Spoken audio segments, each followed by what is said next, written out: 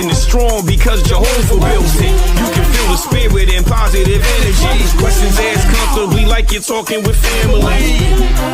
Get ready to settle in. Wait for the show to begin. Invite a couple of friends. It's time for Unhinged. Introduce to you Get You Home Towing, a family company with the sole purpose to get you home. Whether you need roadside assistance or transport services, we have a flatbed big enough to transport any vehicle to its destination. Our offer to you is our gratitude and great service at a much cheaper price. We are also open to transport through long distances. If you need us, all you have to do is call that number. I'll see you soon.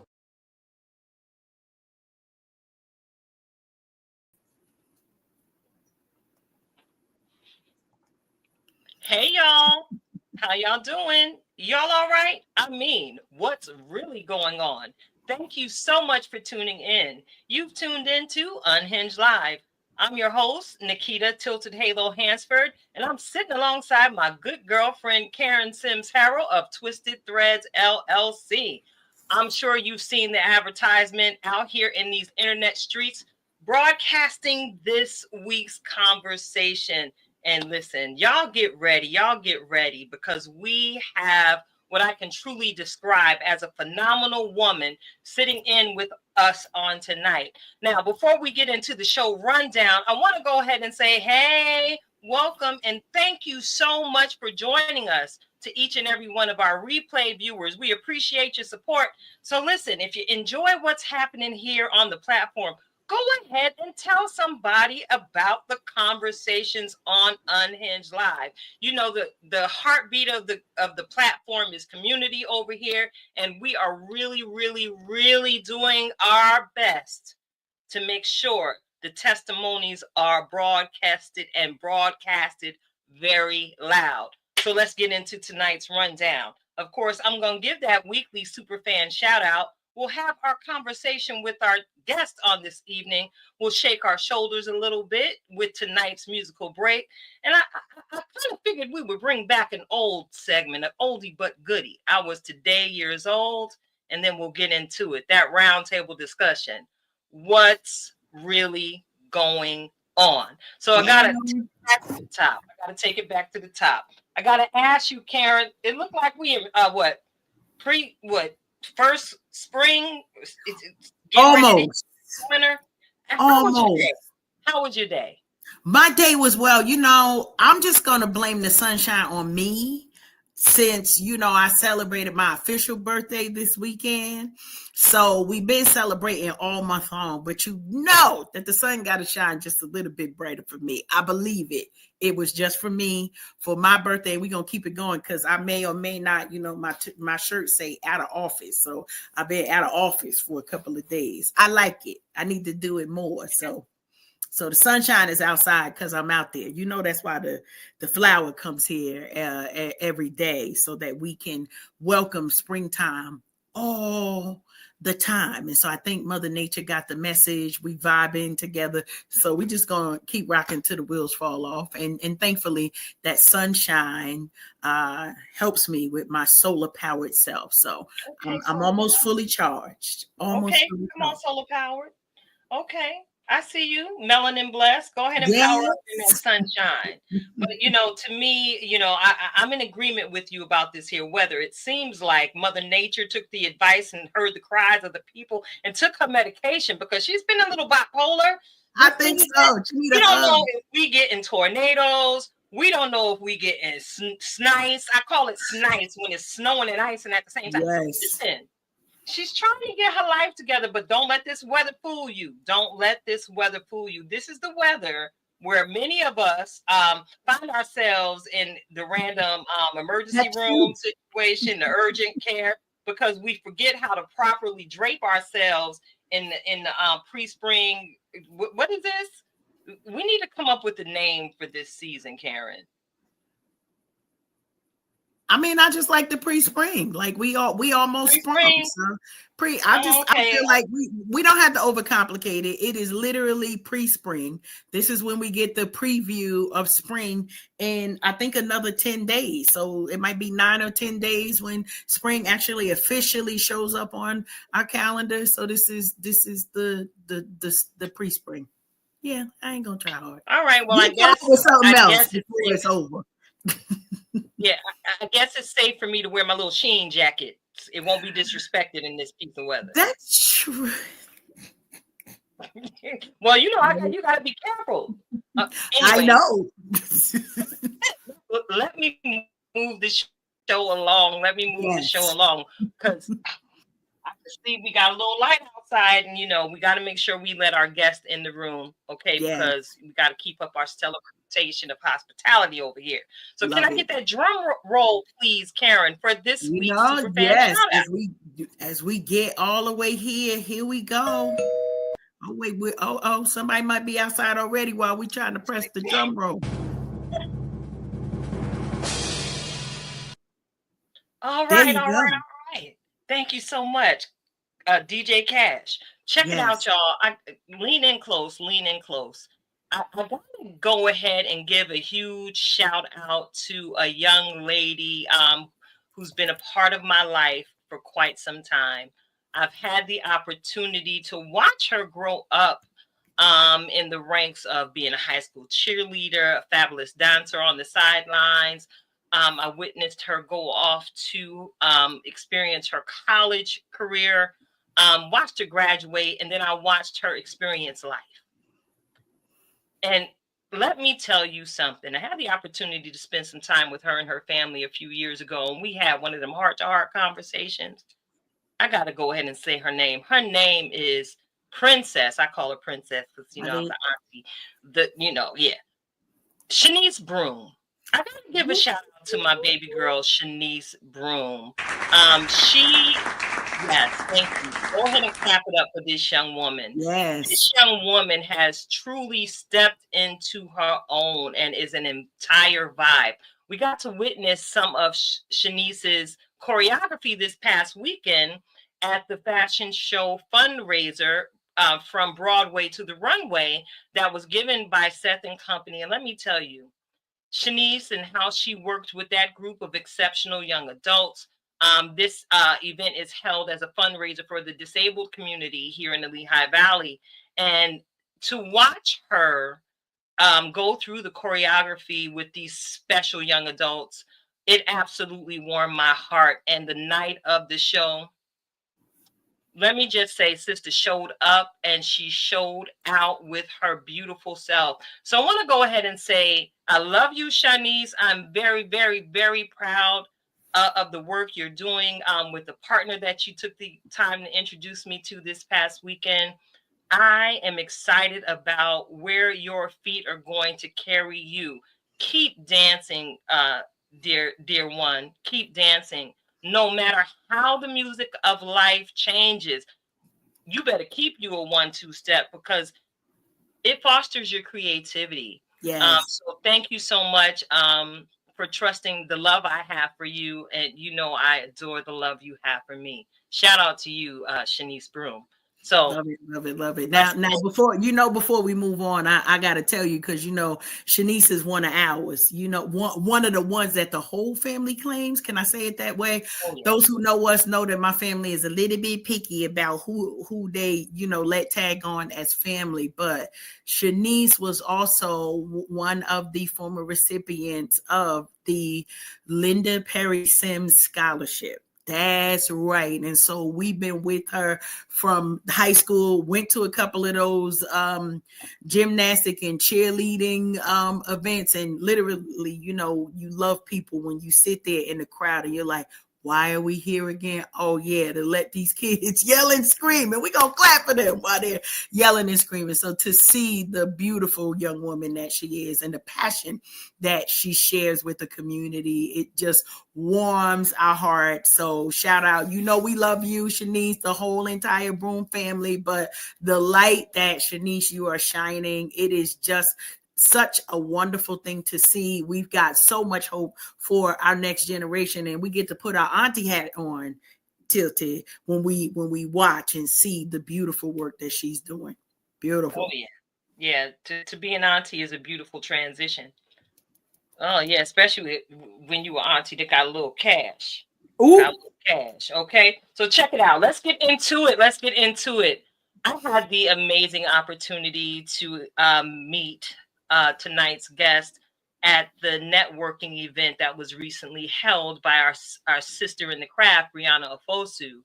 And I promise you, it was like I could have stood there and spoke with this woman all night, because even before I knew a portion of her story, I just knew she was somebody that I needed to talk to and that y'all needed to know. She is a doctor. She is a mother. She is a wife. I saw this the other day in the advertisement, because y'all know I'll be out here nosy in these internet streets. A memoirist. Get a little pinky in the air. Look at that. She's a memoirist. She's a blogger. She is everything. And I guess it's safe to say that she really is every woman. Go ahead and let her in, Karen. Yay. Welcome. Thank you. Hi. Hello, Welcome. beautiful. Welcome to Unhinged Live. Thank you so much for joining us. Thank you for having me. You're more than welcome. And I hope to have you back again soon, after you write your next project. So listen, we're going to go ahead and jump right into it. Is that all right with you? Yeah, of course. All right. I always start the conversation out with asking you a little bit about yourself. Would you mind sharing? I've already shared your mom, your wife, a bit of the work you do in the community. Can you share with us a little bit about yourself? Sure. So, like all of those things, I'm a wife, I'm a physician, I'm an anesthesiologist, and I'm an ICU doctor. I am a wife to a geriatrician, and then we have 5 amazing, magnificent little ones, 5 under 5. And I am a memoirist. I released my book about 2 years ago. And it's a coming of age story, and it's a unique story about me growing up as the daughter of a notorious Vietnamese kingpin and a teenage immigrant mother from Vietnam, and our lives on the run, essentially. I'm also the vice president of a hospital in Orwigsburg. I'm the first female minority vice president to serve that position since that hospital opened. So I'm super proud of that, and I try to lead inclusivity and diversity at that hospital, and that I'm a blogger. Yes, I blog. My blog is called Mixed Feelings Mama. And it's about motherhood, because it's the hardest thing ever, the hardest and most beautiful thing ever. But it's complicated, and you're constantly evolving. And my way of coping with that is writing about it, because I'm not sure society paints an accurate picture of what it's like to be a mother, a working mother, especially in this day and age. So I write it to decompress and hopefully let other mothers understand that it's not always rainbows and butterflies, and that's totally fine. I love that part. I love what you say, Felicia. Yeah, with the it's not always rainbows and butterflies, right? Because we have mothers of every flavor. That's how I'm gonna say it. Who us, between the two of us. So I am a mother of 5. So when you said that 5 for under 5, it like took me back literally 30 years, and it's like, oh my goodness.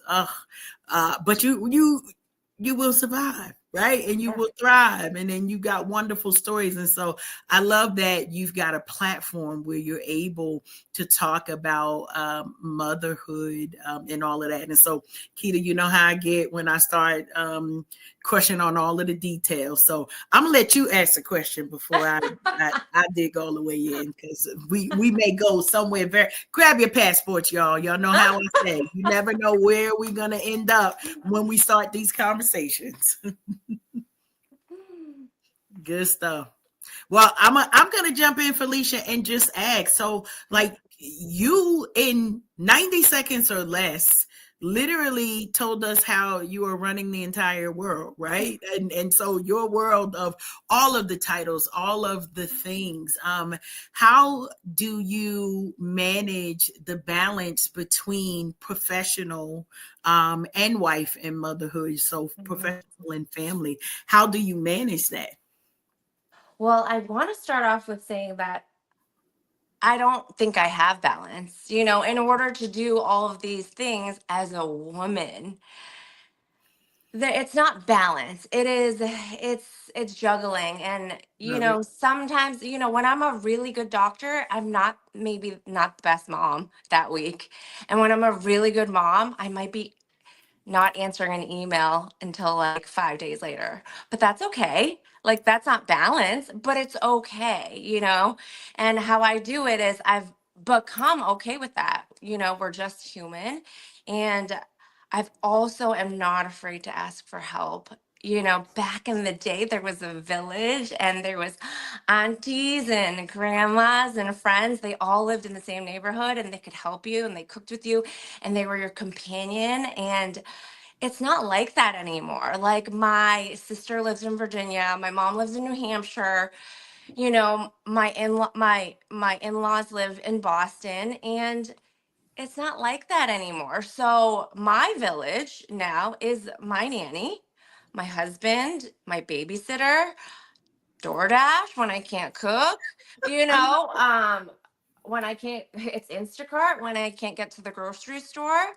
And that's my village. And I'm totally okay with it because that's how I've accommodated to, this day and trying to be all the things for everybody and have a little bit of mental health We are amidst here all of for that. it. We are here And for don't be ashamed of it. If you can hire a cleaning service, do it. You want to spend that time. If you are blessed enough to be able to do that, what I say is, like, I don't want to spend my time cleaning every 2 weeks. Like, I'd rather spend that time taking my kids out or being present. Because there's so many times where I'm like, no, just I can't play with you right now. I gotta finish the dishes. But, like, who cares about the dishes? Like, go play with their kids, because in a blink of an eye, they're not gonna want to play with you anymore. is a fact. Love it. So that's how I do it. Listen, I've let go of the idea of balance, and I am not afraid to ask for lots of help. Beautiful. you are just so refreshing right now. As I was listening to you speak, it's like you help lift this 500-pound weight off of my shoulders. And I had the thought that we as women, we're expected to be so dainty and well put together and so perfect. I know personally, and I really, before we hopped on tonight, there was a thread out and they were in the sink.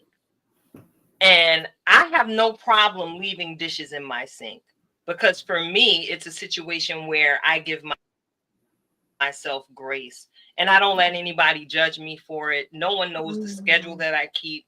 No one knows the life that I live. The dishes are okay in the sink. And guess what? They'll get washed. Yeah. But, like you said, I don't wear down. As long as I can, whenever I can, preferably somewhere on the beach and in the sunshine. That's my favorite way to decompress. So we did mention the blog, and I took time to read a few of your writings there, and one that really, really resonated with me, your husband. Yeah. And I appreciated your writing style and acknowledging how you were feeling when you were writing it. So I guess my question to you would be, as we're speaking of balance in our village, what does I can imagine your husband does play a major part in your village. Um, but is there anything that he does particularly that stands out to make sure you stay in contact with who Felicia is? Oh my goodness. This could be its own podcast episode.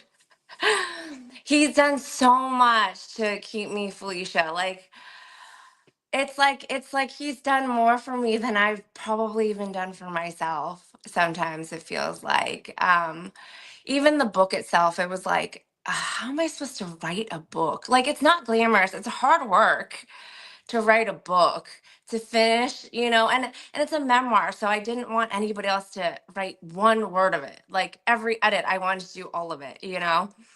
And he essentially took I had a baby, our third baby. He took our baby, he took our 2-year-old and our 1-year-old, and he booked me an Airbnb for 3 weeks. And he says, I will take care of the kids. I took 1 month of paternity leave. I'll take care of the kids. You go write. Like you go write, you let it all out. Is it your therapy? Like you do it, you finish that passion project. Um, you deserve that uninterrupted space and momentum to be creative. As a mom, you're constantly being interrupted. Like I can't even go to the bathroom or take a shower. So he did that for me. This book wouldn't even exist without him. I don't know any other I don't know any other family that's even had a story close to that. And the crazy thing is I was like, are you sure? It was his idea, 100%. 100%. I never even thought that was a possibility, but like what I have learned from my husband is that he makes all things possible, and that's like 100% because he loves me so much. I'm like so lucky. Beautiful. And the abiding love you have for him absolutely comes through in how you wrote about him. Mhm. Speaking of the writing, the title of your book is Spirit of a Hummingbird. And Mhm. I listen, I was talking to your book, girl, as I was reading it. Like, what? Mhm. What now? Okay. And as I was reading it, first of all, the words that I was reading did not match the person that's sitting before us now. So that speaks a whole lot about you, and the work of self that you've done over the years. And you did Yeah. speak about that some in your book. Can you give Mhm. our listeners a brief synopsis of what was one of my favorite parts of the book when y'all really started running? Y'all really started running. I believe you were around the age of 7. Um, Mhm. I can imagine that that's where you hold the most memories or would begin to hold the most memories. What Yeah. was life like for you? This book, girl, it's amazing. Oh, thank you so much. Yeah, around that.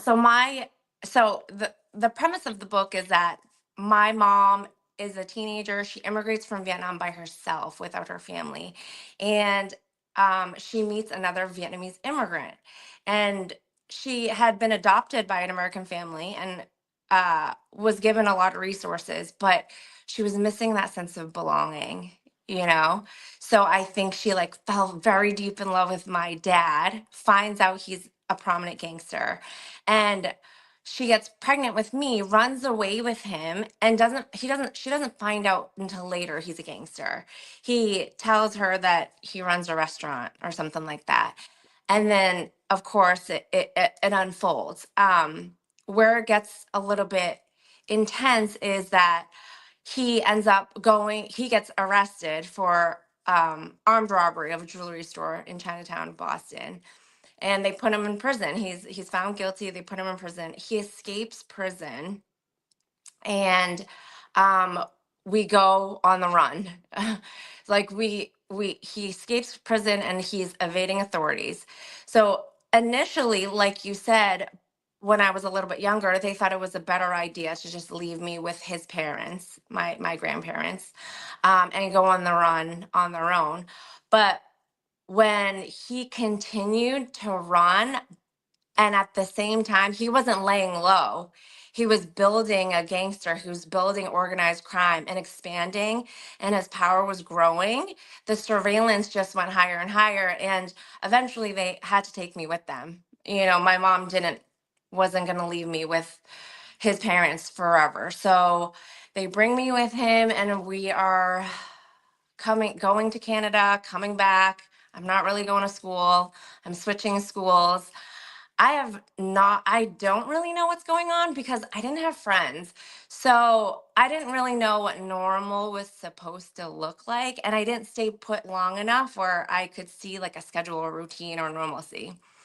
So I knew I had like weird feelings, but I didn't know why because I didn't understand the situation. So that is a lot of where, you know, that my childhood trauma was during that age. I think because there's such a disconnect, like you with the childhood perspective and mentality, like you can't understand, but you go through the feelings, but you don't understand the situation. So it creates this trauma and like um yeah, I went through it. I went through it, and I don't think it wasn't until I was a woman, a grown woman, and I was realized like I can't be myself because I don't know. I didn't understand what was going on in my past. And I spent a lot of time trying to not remember. I avoided it because I was afraid that it was going to be hurtful and painful. So I intentionally tried to forget about it. But then when became older and I was in a good place and I was stable and I was finally like I trusted that I was going to be okay. I was like, okay, now I'm ready to go back and dive deeper and understand and peel back the layers. So I could be myself essentially because I wasn't living in my own truth. So yeah, there was a lot of craziness that transitioned to some more craziness, but good craziness. Yes, there was a lot going on in your young Mhm. life, Felicia, Yeah. and you were just talking about peeling back the layers to find your true self. Mhm. Sister, I'm touching the screen because I can relate to you. Because I have a similar story, not necessarily living life on the run, but being a foster child and being moved from place to place and not having the stability. Again, Mhm. as you mentioned, having these emotions, feeling them, but not necessarily Mhm. knowing what to do with them. And then Mhm. finding Kita. As you were talking, I was like, wow, finding Felicia. Yeah. Finding Felicia has been a joy to, from what I know of you to this point. Because we wouldn't be having this conversation if you didn't do the work, that Mhm. internal soul work that was required, to Mhm. just put pen to paper and write it all down. Yeah. Was there any particular moment that said, that was the pinnacle moment where you were like, hey, I've got to do this work? What was there any one thing that's made you just dive into it? I wouldn't say it was one thing, but I think I think what did happen was I was not good at being in relationships. And a lot of that when I look back and when I did my self-work, it's because my understanding of love, you know, my father was abusive. He was verbally abusive, he was emotionally abusive. Wasn't the greatest father. He abandoned us, you know.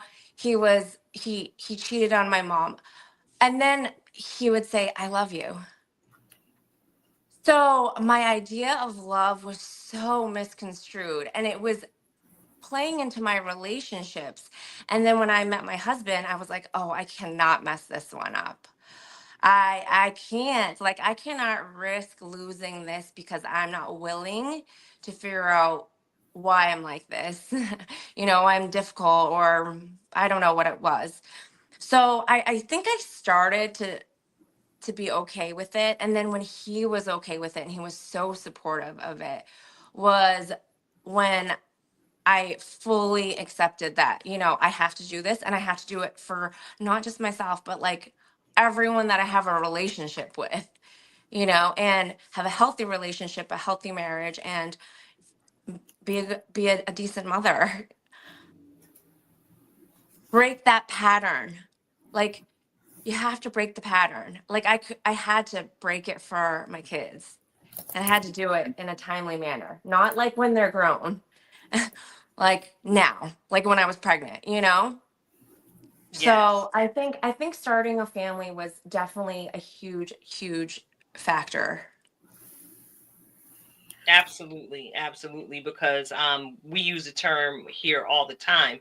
We are curse breakers over around these parts, and we Mhm. understand in order to break a generational curse, as we refer to it, you've Mhm. got to do the intentional work of changing yourself.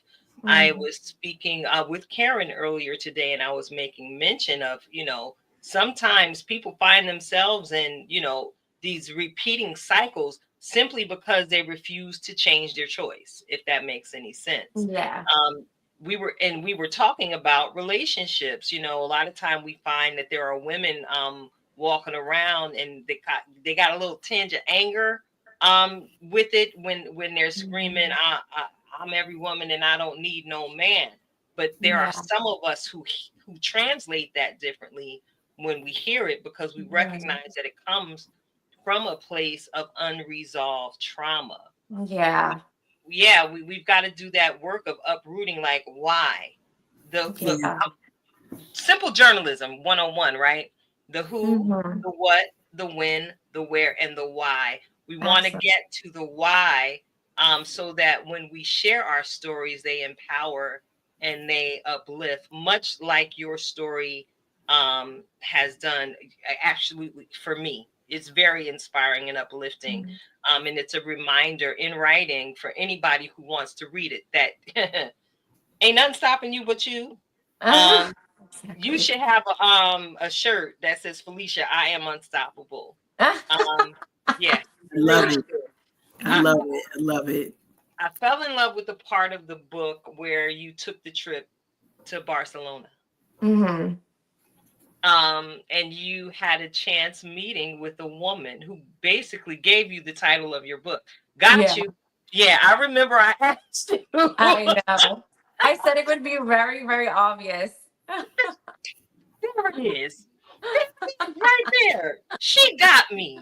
She wanted to make sure I was reading the entire book to get to the answer. That's so funny. So uh, we know what the spirit of the hummingbird. Okay, can you share with us what the hummingbird, what the woman shared with you? There's a reason why I'm asking you to share that Okay. piece. What did she share with you about that hummingbird? So, this woman, she was like a street artist. She was drawing um, a hummingbird, and I asked her what she was drawing. She said a hummingbird, and she's like, "Do you?" And then she started to say like, "Who are you here with?" And I was there by myself, and she's like explaining me the meaning of hummingbird, how it represents like positivity and tenacity, and whatever you may be going through, the spirit of a hummingbird will guide you through it, you know, with joy and light. And that's exactly what the hummingbird symbolizes. Um, and just so fitting, I think, that moment for the title of this book. Hmm. So I wanted you to speak about the colorfulness that the hummingbird represents, of course, because you have five little minis. And can I ask you, do any of your children mimic the spirit of the hummingbird like you do? I think they all do. I think they all do. They're all so different, but they all have like this, they have this unstoppable energy, and they already have like this really, really awesome sense of confidence. Uh which is amazing. And they're, I mean, all kids are kind of like this, but like they're so curious, and they they know what they want. And like my the girl that I had when I wrote this book, like she doesn't take no for an answer. My oldest daughter, she knows that if she works hard, she'll be able to do anything. um my son is like, he is a walking like spirit of the hummingbird. Like he's just so joyful and like can make anyone feel better, and he lets things go so easily. It's like amazing. And he lets it go and he moves on, and he doesn't let anything ruin his day, which I love. That's definitely the spirit of the hummingbird. And then my 2-year old, she she thinks she can do what you can do, even though she's 2. She's independent, she's fierce, she's outspoken. And then Aaliyah, like my little one, my 9-month, we don't know too much, but all I know is she's the happiest baby ever. Like she doesn't fuss. She just rolls with the punches. She's easygoing, and like she fits right in. So they all have a piece of it. And it's a beautiful thing to watch. I love it. I love it. Now, Felicia, I gotta ask, you sharing your story, and how it connects to your family. What is your hope for readers of your story and of the book? Yeah, so my hope is that it inspires. And my hope is that everyone has a story. Every single person has a story, and everyone struggles. Like no one had a perfect upbringing, and all your struggles are unique, and how they affect you is unique. And it doesn't undermine, like my story shouldn't undermine anybody else's. My story should like prompt you to reflect on what you've been through, and encourage people to truly be relentless in your pursuit of happiness, because you only have this one life. Like don't let the past define who you are now, and don't use it as an excuse. Like you use the present and just keep moving forward. Like it is, the human spirit is so strong. I almost like feel like we don't give it enough credit, but like Mm. we all need to tap into that, because it's there. It's human, right? It's the human experience. Tap into it, understand it. Don't be afraid of it anymore. Take over the narrative, and don't let like the generational trauma and the issues you had have power over you. Like you need to take it over. You take the power over, take the narrative, and turn it into like a story of triumph. And that's everybody. That's not just me. It's everyone. I love it. I got all the feels, all of the goosebumps, all of the things, and I have started reading the book, and so now I know more of like I'm excited to even dig Oh, in some more to your story, and just to see the strength that we see before us today. It just is miraculous as we're thinking about like such greats, such light, the love that you have. And Tilted, I and Felicia, I have to mention, because Tilted knows she is sort of like my unauthorized but certified sort of marriage counselor. And so when you were talking about I don't want to mess this up, so we're like what, a year and a half in to marriage, and it's one of those things that as I walk through it, sort of having that time to sit with myself, right? Because I tell my husband often, nope, it's me, I'm the problem. It is me, I'm the problem. But to have the time to reflect, right, on what are the things that I know I need to address for myself. And so hearing you talk about the journey of even being ready, not just for marriage, but also releasing this story and the power that it will show and the resource it'll be to your children. Like it just, I'm sitting over here like, I'm quiet, but I'm in my moment, Tilted. You already know. I'm like, yes, all of the things, the encouragement, because such a gift that you are giving your children. And you know, we got to shout out because our comment streets are popping, Tilted. So I'm gonna go over to our comments just to ask a question. We got Rhonda tonight. We love you, sis. Thanks for joining us. And she asks, do you find yourself tapping into your culture when raising your children? That's a great question. So I think a lot of people, I think, know maybe that when I'm a first generation Vietnamese. So, but when my mom immigrated here, like especially was during that very tenuous time at the end of the war, it was she tried to acclimate us to Western culture. So, I don't speak Vietnamese. I did speak Cantonese, like which is a dialect of Chinese, but I don't anymore.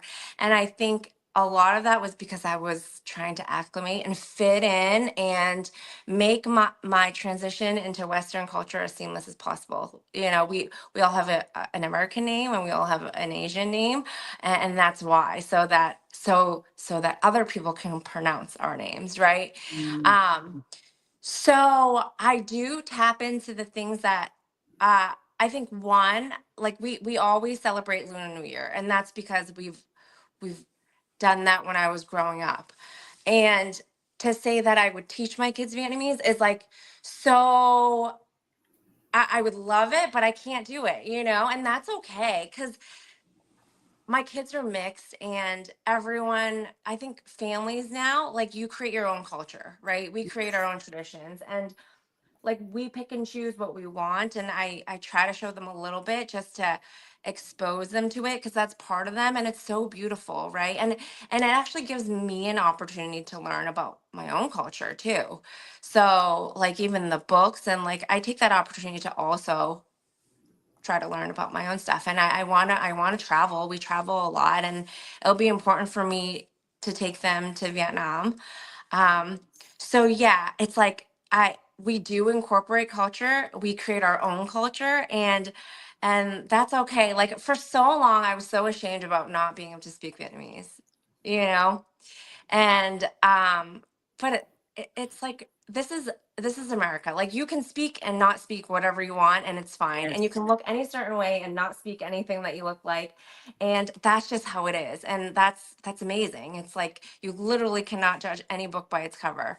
And like my husband and I now have this amazing opportunity to just create our own culture too, and tap into the beautiful things that we like and we find fun and we want to share, but we don't have to do all of it.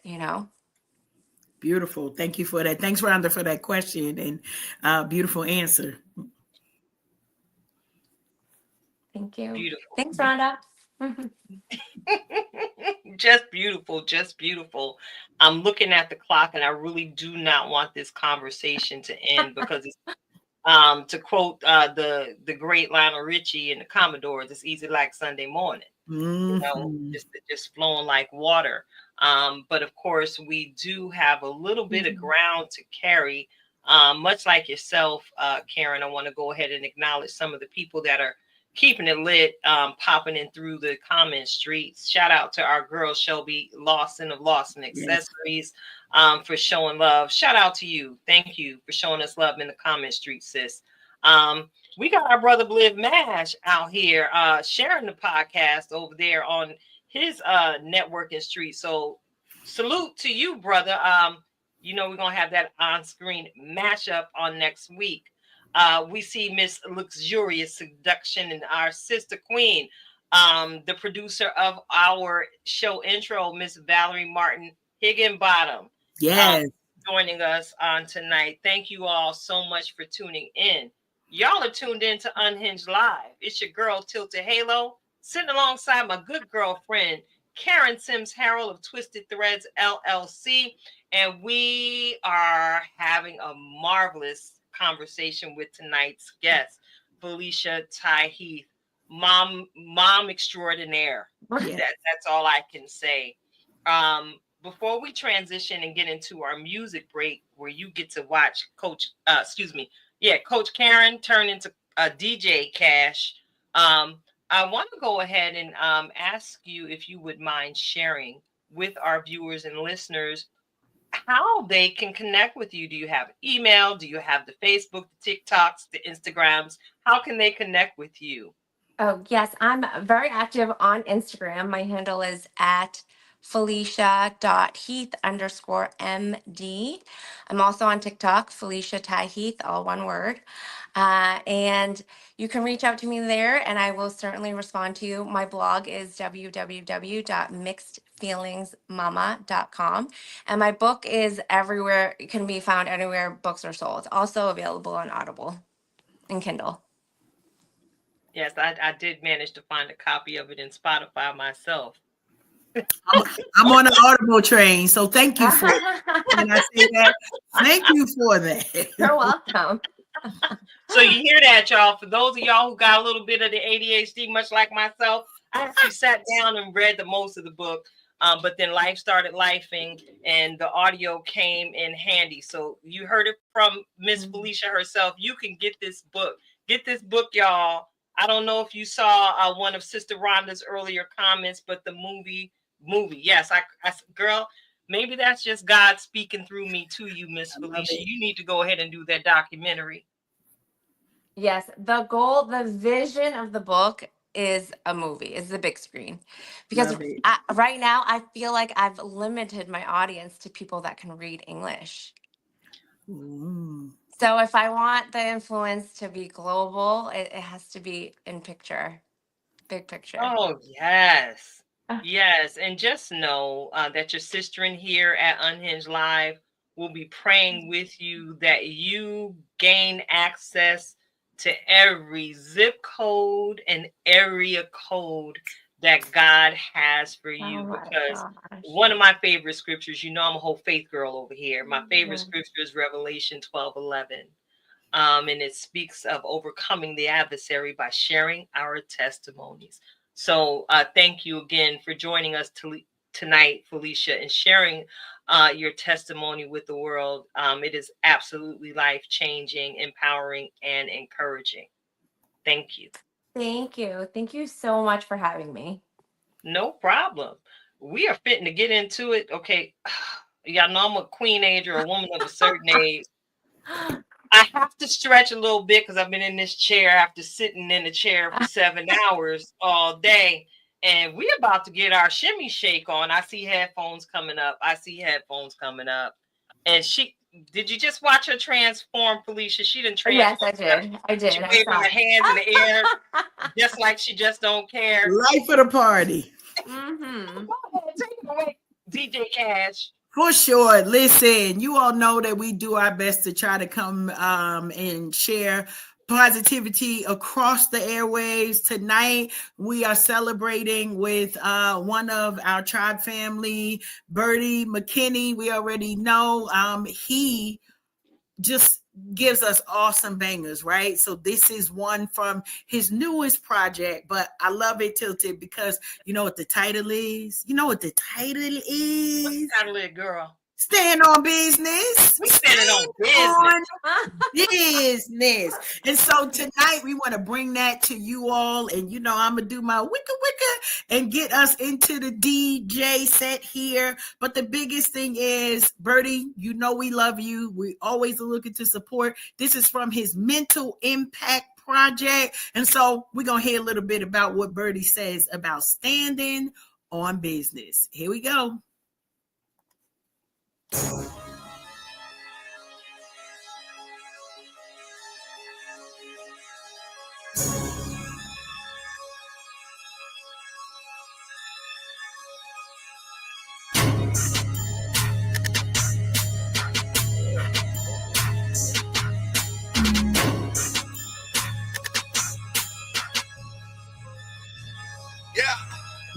Walking like I talk, you kinda get it how I live it. Eternal salvation, yeah, boy, I'm with it. Not afraid of death. Jesus already did it. When it comes to his kingdom, I'ma stand on business. I'ma stand on the business. I'ma stand on the business. Yeah, I'ma stand strong. I'ma stand on the business. Stand on. I'ma stand on the business. Yeah, I'ma stand strong. Back up in these streets, I gotta seek the Lord. Be neither hot or cold, birdie, keep a torch. I let the truth be told when I speak the Lord. The goals of reach the soul, that's what I'm preaching for. The word is necessary, it can't be ignored. Time to study in the Bible's what I'm preaching for. The words of mystery that needs to be explored. I'm sold out for Christ, I gotta seek the more back outside, and I'm gon' ride this night for the king. I won't duck and I won't hide, I abide by the king. Stand 10 toes on his word, the truth what we bring. Going all in for the kingdom and rep for the team. Walking like I talk, you gotta get it how I live it. Eternal salvation, yeah, boy, I'm with it. Not afraid of death. Jesus already did it. When it comes to his kingdom, I'ma stand on business. I'ma stand on it business. I'ma stand on the business. Yeah, I'ma stand strong. I'ma stand on the business. Stand on. I'ma stand on the business. Yeah, I'ma stand strong. I'm out here with these sharks, these streets are like an ocean. But I'm covered by the blood, causing commotion. Blood, wade in the water, you can see me floating. Backstroking in the spirit, straight Holy Ghost. Many doors are broken, God can get them open. Strapped with the word, yeah, I'm Bible token. Talk about the Father and I lure him in. Hook, line, and sinker, I'm a fisherman. Sink or swim, watch me float them off the boat. Let's go until the end, bringing hope with every note. The enemy is in the scope, I want to smoke. All or nothing for my God, we go for broke. Walking like I talk, you gotta get it how I live it. Eternal salvation, yeah, boy, I'm with it. Not afraid of death. Jesus already did it. When it comes to his kingdom, I'ma stand on business. I'ma stand on the business. I'ma stand on the business. Yeah, I'ma stand strong. I'ma stand on the business. Stand on. I'ma stand on the business. Yeah, I'ma stand strong. Walking like I talk, you gotta get it how I live it. Eternal salvation, yeah, boy, I'm with it. Not afraid of death. Jesus already did it. When it comes to his kingdom, I'ma stand on business. I'ma stand on it business. I'ma stand on it business. Yeah, I'ma stand strong. I'ma stand on it business. I'ma stand on it business. Yeah, I'ma stand strong. Hey, that part. That part. Is you busy standing on business, Karen? I am standing on business. Standing on business. I love it. Yeah, I'm gonna stand on. Ow is right. So check it out. Girl, I got to bring back this here segment. I was today years old, Karen. Now, why are you looking at me in that tone of voice? You know, I always got to come up with something. Now, you know. I know. That's why I'm drinking my water and staying hydrated, because I'm not sure where we about to go. Make sure you stay in my biz, because that's, you know, that we on live tonight, okay? I was today years old, you know, because I have the most curious thoughts sometimes, and sometimes I do follow the rabbit hole and just be in it. Now, you heard me make mention of Mother Nature seemingly have, you know, taken her medication and trying to get things balanced out.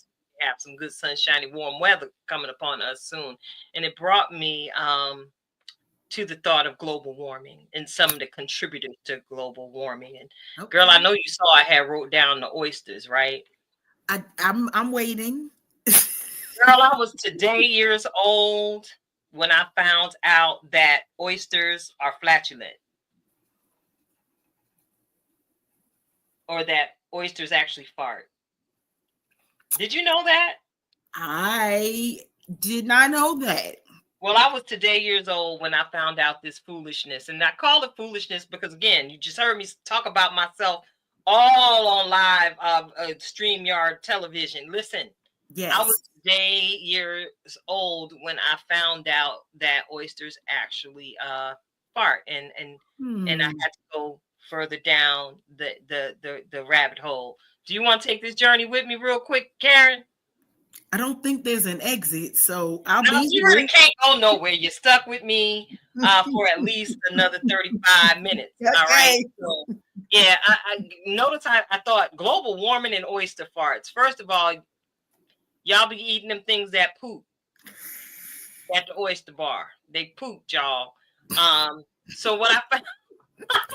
I know. Okay. All right. I'm rolling with you, girl. I did not know that oysters they passed gas that way, but oysters and other shellfish can produce methane and dimethyl sulfide, which can contribute to smelly gas and climate change. All right. So I wonder. They say that oysters have been passing gas on the bottom of the sea for long before climate change was a thing. So if we now know that oysters pass gas, do you think shrimp do too? I'm gonna say yeah. I believe so. You believe so? Me. I believe that they do. It do had a little brown thing that we got. I'm just saying, we got to cut it and clean it, and I ain't really sure, Yeah, but yeah, I just kind of found that to be quite interesting. Similar to how we found out that bananas were actually considered a berry that one time on the show back in the day. Thank you for reminding me. That one I knew. This one, I'm not sure where we're going. So, or where we came from. Again, it was my thoughts on global warming, and I don't know why oysters popped into my mind. And since we are in the age of technology, we've got all of this artificial intelligence.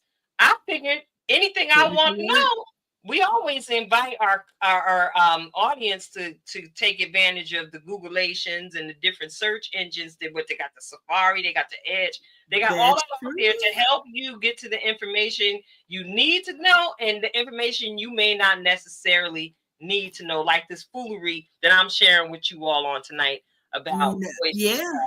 No nosy Rosie left behind. How about that? So if you think it, you can find out more about it. Exactly. And yeah, I don't know why I needed to know this information. I'm pretty sure I didn't need to know it, but I am informed. Hey, it's a conversation starter. It's a thing. It is. Now imagine what somebody else might discover should they go further down this rabbit hole than I did. I had to stop myself because, of course, we are hosting a guest on this evening, and I needed to make sure that I had my hind parts in here sooner rather than later. So I just popped up out the rabbit hole. Good job. Good job. Thank you. I'm proud of me, Karen. I'm proud of you too. Yeah. I get there and I stay there. I try not to tell on you. I let you tell on yourself, but you're right. You're right. Hey, I know who I am. Yes. Knowing is half the battle. Yes, it is. G.I. Joe. What is that, Rhonda? You said you don't eat them, so you good? You don't eat the oysters? I don't eat oysters either, Rhonda. So something else that we have in common. Love you so much. But all y'all who eating the farting oysters, we support you. I'm saying, what would you do if you pulled up to the oyster bar if that was your thing? We say ignorance is bliss. We say ignorance is bliss. In this particular vein, I feel like we can insert that statement there because this is something I'm not gonna order them if I know this, but then we do know other stuff about other animals and people still, consume. So I didn't know. We got the farting oysters. So we got the farting oysters, girl. I didn't know, Rhonda. Y'all need to support my reason for not eating them because I really never had a reason. I'm just like, No, that's just not my thing. I don't care if they're oysters, Oscar, De La Rente, De La Hoya. I don't care what you do with them, Francisco. You can do whatever you want to do with them, oysters. You know where you gonna find them in when they in front of me, still in front of me. That's where you gonna find them. So no longer cold, but lukewarm on your plate, just there. I will share. Okay, listen. Well, I can tell you, I too am part of the tribe of I don't eat the oysters.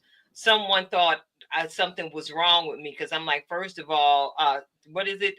Salmonella, food poisonings of all different kind, bacteria. I don't know if them things is clean. How do you clean the inside of an oyster? That part. Did you want that? Is that finger? Is that that part finger? Yeah. Yeah, because listen, I done posted what Rhonda said. All I want from an oyster is the pearls, okay? That's it. I will go ahead and do what you need to do. So what, now we got to research, Rhonda, what exactly is the pearl? Is the pearl a poop or a tumor? You see what tilted start? We ain't come here for this, but here we are trying to figure out what exactly. You know, I don't normally do this, but I feel like that. It's been a while since you've done that, and I'm so grateful that I've sent you down to the Googleations what the pearl is made of, since we in this oyster conversation. Rhonda said that the pearl is the poop. Well, I think she, you know, Rhonda, she be co-signing with me. Rhonda, we gonna fact check ourselves. Something that other people need to do. We not like them, okay? Everybody else singing, they not like us. We not like them. We gonna fact check, see where these things is. Yeah, well, we might be right. We'll get back to y'all by next week because we got conflicting details on exactly what is a pearl. So I thought it was a collection of different sand and things like that in the mouth. So it is. Oh, but do that mean it's the crush from my eyes, right? Or is it the saliva when we get good sleep? I'm trying to figure out what's the analogy of to the oyster. Like, is the pearl the start of that crust that we all wipe off our eye, and should we keep it there? You see what happened when I spent too much time with Tilty? These are questions y'all get from me. Do I need to put my pearls in some bleach and disinfect them just in case? I don't know. Yay! This why y'all gotta come back next week, because by next week, the cat's out the bag. You gonna see the announcements, but we officially have to bring the tribe back so that we can study the history of the perla. The perla. What is this? Yeah. That's a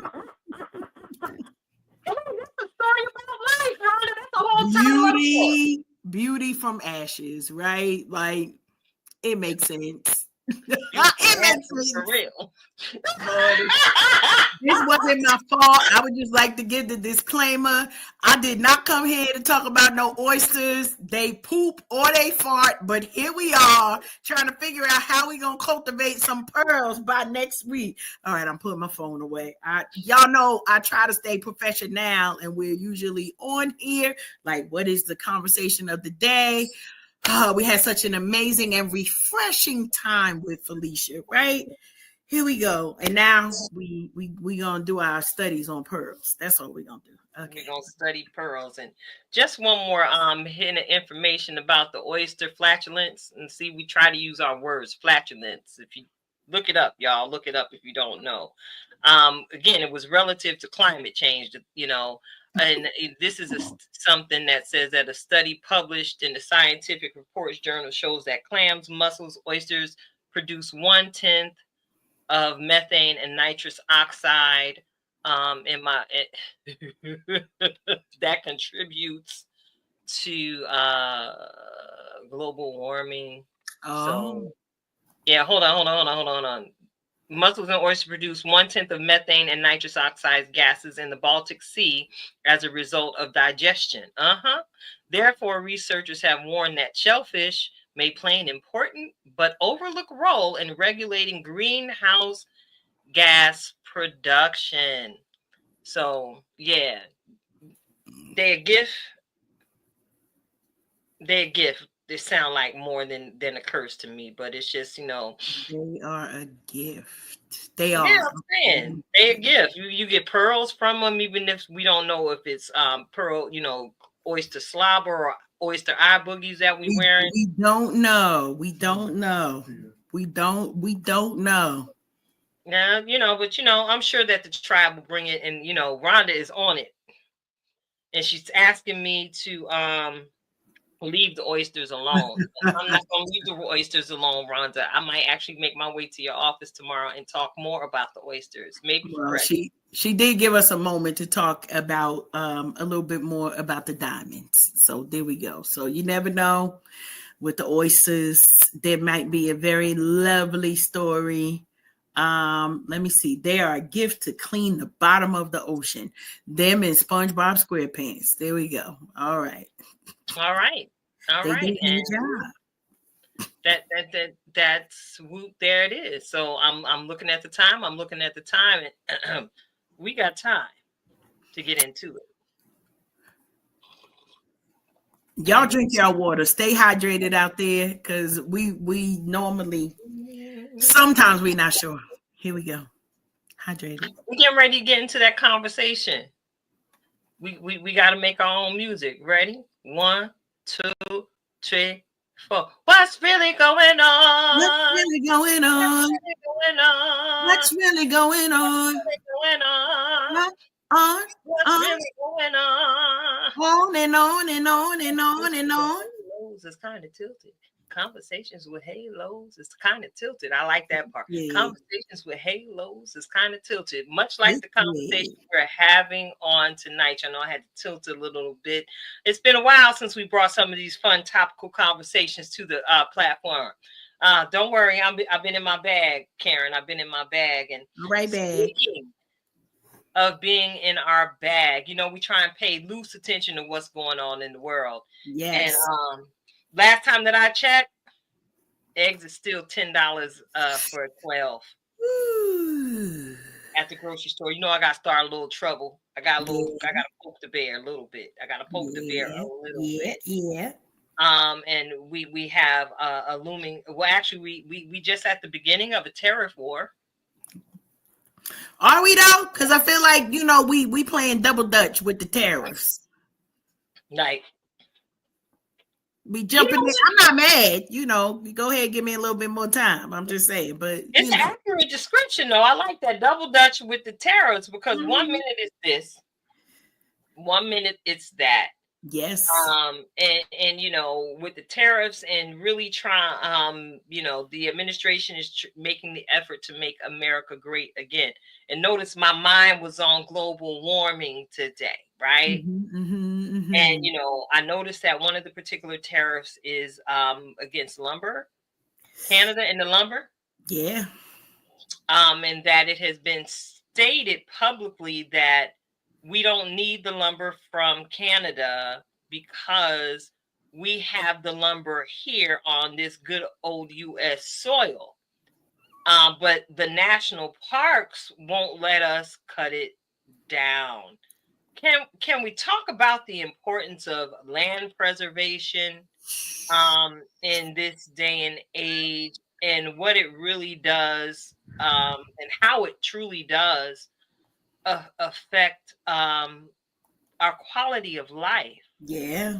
I got to bring that up because, I remember years ago, I was taking a ride on one of these 2-lane highways with LJ, and she was watching the trees, and she saw the fog, the mist rising from the trees. Right. And she asked me what it was about. And for that ride, we had a whole conversation about what the mist was and photosynthesis. Nice. Okay. Smarty pants. Yeah, and how the leaves on the tree actually act as an agent for us earthlings, us Yes. mammals, and all of the inhabitants of the earth who enjoy breathing clean air. Now, while I understand, yeah, we got some huge, gorgeous trees just out there in the wilderness that some of us may never have the ability to lay our eyes on. But I kind of feel, well, shoot, I know that them trees is out there with all them green leaves being preserved for a reason. Mm-hmm. Not only to help keep our air clean, as much as possible with all the pollutants we tend to put into the air. But these historic land preserves, right? Yes. They're preserving the land for a reason. And we often make reference to a lot of these revelatory movies we've seen in the past. Now we know what happened when you get to fracking in Yosemite. What happens when you get to fracking in Yosemite? Yeah, we can have a problem. Mm-hmm. I would tend to think that the geologists and the forestry officials that sat in the boardroom and made the decision to say, please don't cut these trees, they gave a strong reasoning supporting statement as to why. Not only a supporting statement, they came with statistics, they came with numbers, they came with math. And maybe it's just me because I enjoy driving through, my little small town life, and I get to see the leaves on the trees swing in the wind, when there's just the right amount of breeze. I get to go outside, especially down this time of year, and go and need allergy medication because of the pollen from being in bloom. That is not a complaint. I enjoy being able to say, hey, it's too much pollen. I need to go get one of these heel pills to make sure I survive from day to day. What's really going on with us not showing Mother Nature the respect she is due? What's really going on, Karen? So we got a couple of things, right? Y'all go ahead and start messing with Yogi Berra and them here. We not ready. Stop it. Okay. We got to think about that. It used to be a cartoon, but we learned stuff, right? Smokey and the Bear. We learned stuff from them. It was a reason why they be like, only you can prevent forest fires. Yogi, he coming to get the snacks. He don't care how high you put him. He got a shenanigan. Y'all think this is a joke, but it's a real thing. Here's one of the challenges for me, Tilted, is that as we see so much talk about eliminating waste and what people might think will be helpful for us, right? What seems good may not be good for us. So we need the scientists. We need the research. That some of this research is getting unfunded, defunding the researchers in the name of saving money. But if we get things out of order, lives will not be saved. Like the science is there, right? These sacred grounds keep us safe to at least have some good air to breathe, some place to have that open space where it's just land, you and God, right? And so when we see all of this stuff, global warming has been here before this administration. So it's not like we're blaming any one person, but we gotta be careful about the things that we're saying yes to, because there is a consequence that we could act like we're gonna ignore it, right? It's still, the earth is the earth. Mother Nature does what Mother Nature does. The pollen comes, whether it's rain, snow, sleet, slice, what you call it, snice, whatever, snow and ice coming together, whatever you're calling it, it's still coming. And we have to be careful that there are certain things that happen in the wilderness that we want to keep out there. Okay, we need Bambi and them to stay out there. We need Yogi and his crew to stay there, because when they start showing up for the cookouts, y'all ain't gonna like it. I said, but they ain't gonna like it, Tilted. They don't like that. What you think? Like, is Yogi gonna be No, running to the picnic? no, I don't want Bobcat Bill. I don't want Ricky the raccoon and his whole clique pulling up. I don't know how to survive Yeah. with the wilderness. Y'all know when I go camping, it's more of a glamping situation. I need a Yes, four-wall child. structure with a locking door, that type of deal. I'm not about that tent life. Just never have been. You can get me in an RV, but you can't get me in no tent. Even as a young child going away to sleepaway camp, there was log cabin. Yes, Ham ma'am. Lincoln style. Okay, we are not fooling with the moose. Not the moose. Girl, that's what's out there in Yosemite and stuff like I that. believe you. That's why, no. No, just none of that. They may really want to consider it. I mean, not for nothing. How many inches of snow did y'all have? Down in North Kakalaki. How many inches of snow did y'all have? We had about 5-6 inches of snow. And that don't happen. Listen, okay, I've been down here 8 years, sis. You know my number one reason for coming down here, because wasn't no snow.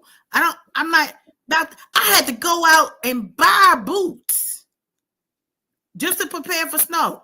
Now, you know what that let me know? The rest of these folks, I don't really always have something nice to say. They wasn't prepared. They wasn't prepared. They was like, well, we going to have a snow day. We not having no snow day, okay? They shutting everything down. We had a state of emergency for 5 inches of snow. Come on now. What we doing? That is not no major snowstorm. We literally had state of emergency. Listen, 5 inches of snow. That's 5 inches of snow. And listen, it's not supposed to be snowing in North Carolina. It is not. It's really not. But I guess it's safe to say, we really are seeing some of the words of the scriptures just pop up off the pages and be like, hey, girl, didn't know I was coming, did you? But now we're here and we're seeing these things. And, my prayer is not only for myself, but for all of us, that through these early phases of what we're getting ready to walk through together, I just pray that we all have eyes to see and ears to hear the truth of what's really going on. Because like you said, Karen, everything that sounds good for us ain't necessarily good for us. And, I'm curious to know, because, we are some wasteful consumers here in this country. Can I just put it to you? Yeah. We some wasteful consumers, and sometimes we'll build a thing and we'll not like it, and then we'll just decide to destroy it and build it back up again. So I wonder how many trees is finna be left, that were not genetically engineered with some, genetic growth hormone to make the trees grow faster. We trying to find the grapes with the seeds in them down here, so I don't know what to tell you. Girl, I be having these questions like, well, if y'all cut down all the trees and you trim them down, and you're making pencils and you're making desks and you're making houses and jewelry box and toys for the children, if that's what you into, hey, all this stuff is made out of wood. The houses that are being thrown up, copy and paste style, they still have wood frame structures. We do. So Wait, I know. My new favorite sound. A lot of times when I have no words, I got nothing. But it says so much with so little. It says so much. And maybe that's because I'm one of those folks that like hiking in the middle of all them trees. Maybe it's that. Yeah. But I wonder what this society would look like. We've seen glimpses again in these wonderful movies. What was it? Mad Max Beyond Thunderdome? Yes. That was one of the early foretellings of things to come. if we're not careful and we, continue to just head straight down this path that we are on as a global society, because it's not just here in the United States, but my focal point is the United States, because all of these trees is right around the corner. Yes. But it goes deeper. It goes deeper. So we got to be careful about the decisions that we're making for today, because they're affecting somebody's tomorrow. And yeah, this is not a joke. It's no joke at all. I mean, it really is. We're at a point in our lives where we really do need to sit and take the opportunity to determine what it is that we really need, as opposed to grafting over the things that we want. With so many different people losing their jobs unexpectedly and suddenly with no severance packages, we made mention of the village. We're going to keep making mention of the village as we walk through this season together. Check on your village. Yes. Somebody in your village may have a skill that you can benefit from. Absolutely. Somebody in your village might be able to pop online and host a private little cooking class to teach you how to make some delicious zucchini bread, Rhonda. I'm sorry. Somebody in your village may be able to help write out a step-by-step guide to help you achieve your goals. Coach Cash. Somebody in your village might be able to, bless you with some of the nail care get rights at a nominal cost, and yet still make a profit. Marisol Cologne. So yeah, I'm making mention of the people within our village that already have so many gifts in their baskets to share. Please, ma'am, please, sir, take the opportunity to think about what your contribution to your village can be in this season. We're grateful for the people who are saying, "Hey, I got eggs. Come on over here and buy them for a cheap price." We're grateful for the people who are opening up their consignment shops and their thrift stores, where some of us may need a frock or two to go somewhere and be fancy. We could still be fancy on a budget. These are ways that we can contribute to our society. Some of you may be masons out there, some plumbers, some HVAC people. Listen, we do understand that everybody got to eat to live. We do understand that everybody got to eat to live. But perhaps, and we made mention of this earlier today, Karen, maybe you can tithe a portion of your talent to someone in need in your community. Ooh. Maybe you are the repair or restoration specialist that can help someone see the vision in repurposing that dresser, as opposed to just throwing away that good wood. Maybe you got a sander and y'all can make a project. And while completing the project, you can make a friend. Ooh.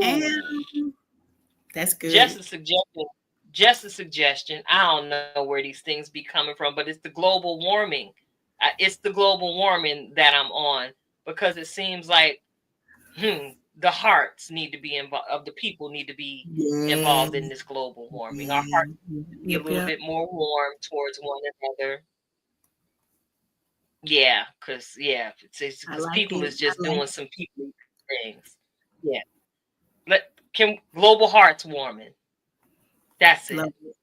Let's have some global heart warming to combat some of the negativity in the world. And I ain't even get to my Just Be on tonight. I'm feeling very, very, very inspired. That felt very appetizing. Huh? That felt very much like an appetizer. An appetizer. Yeah, a little something, a little shrimp on it, Global hearts warming. That's right. Let's keep our hearts warm. Y'all, it's easy to turn cold, but I promise you want to be warm as opposed to cold any day. So look, You've tuned into Unhinged Live. It's your girl Tilted Halo sitting alongside my good girlfriend Karen Sims Harrell of Twisted Threads LLC. And we are swiftly approaching the end of tonight's broadcast. So you said that I gave a bit of an appetizer. So maybe I threw out the appetizer in preparation for this hearty meal that you fixing to feed us, Karen. Coach Karen. Yeah, with this week's reflections of purpose. So, I got a special garnishment and I hope it's suitable for tonight's meal. Look, it's some honey balsamic dressing. I would put it up, but the manufacturer, look, you can see the back. Not the front. They ain't giving me no check to sell their product. Yeah. I'll put something on this word. So Coach Cash. Yes. Go ahead. Take it away with this week's reflection of purpose. Love it. Love it. Y'all know, as always, I'm coming with the title, and today we talking about premium gas. Now, listen, I'm gonna say it already. My best friend might be better than yours, okay? Because the conversations that we have in our production meetings, we don't even sometimes mean for them to be production, but they always are. Premium gas, y'all. So listen. I have conversation and I share with somebody, a lot of times we treat our life as if we put ourselves on the back burner. And shout out to our tribe family, because we really do are dedicated to self-care, dedicated to mental health, well-being, and just well-being in general, right? But conversation came in that I drive a luxury car, right? And this ain't a boast moment. Because the way these gas prices go, I'd be like, but why? Why am I driving this car? No, I don't want to go nowhere. So don't point of the matter. Don't ask me to go outside unless you know it's going to be worth my time, because I got to spend gas. But the premium gas costs more. Why? And so I had this conversation with my husband. I was like, he was the one. He said, you got to put premium gas in your car. And you know why? I said, why you tell me to put premium gas? He said, because if you put regular gas, it's going to mess up your system. And I say that, apply that in your own life, because that premium gas, you got to treat yourself with what you're eating, with what you are digesting, what you're ingesting, what you're watching, what you're reading, how you are spending time to encourage yourself, and treat yourself like you are premium. You that premium ride outside. So if you got one of the names, I'm not saying the name because I drive it, but they don't pay me to drive it. The people who know. However, if you treat yourself and you just put the regular in there, you're just going from point A to point B. You may not really care about the experience. But for those of us who put premium gas in our car, premium things in our mind, it's purposeful because we got somewhere to go and we want to enjoy the experience. So tonight I want to remind you, make sure that you are surrounding yourself with the premium gas people, right? The premium gas people don't care how much regular gas is, because the price is the price, and we know it, right? We're going to cry in our little area and be like, I don't even know why this gas that high. But when we go outside with intention. Why? Because regular gas too high. Premium gas is even higher, but you cannot miss the moments of treating yourself like you are top notch. You are top shelf. So for those of y'all who drink, y'all ain't drinking nothing out the bottom shelf. Y'all, what y'all got on the top shelf? Y'all got that Don Julio over there. Okay, never mind. We gonna keep it. Whatever wine you drinking, whatever grape juice you drinking, because we got good grape juice. We got muscadine grape juice down here that we keep in the house, but it is a quality grape juice. It ain't that other one that you buy by the gallon. Okay, I promise you that other good grape juice is the premium stuff. Make sure you putting premium in your mindset. Make sure you putting premium in the food that you eat. Shout out to Rhonda, who is reminding us Meatless Mondays, right? All of March, we doing Meatless Mondays. I think I got like 70% of my day meatless, Rhonda.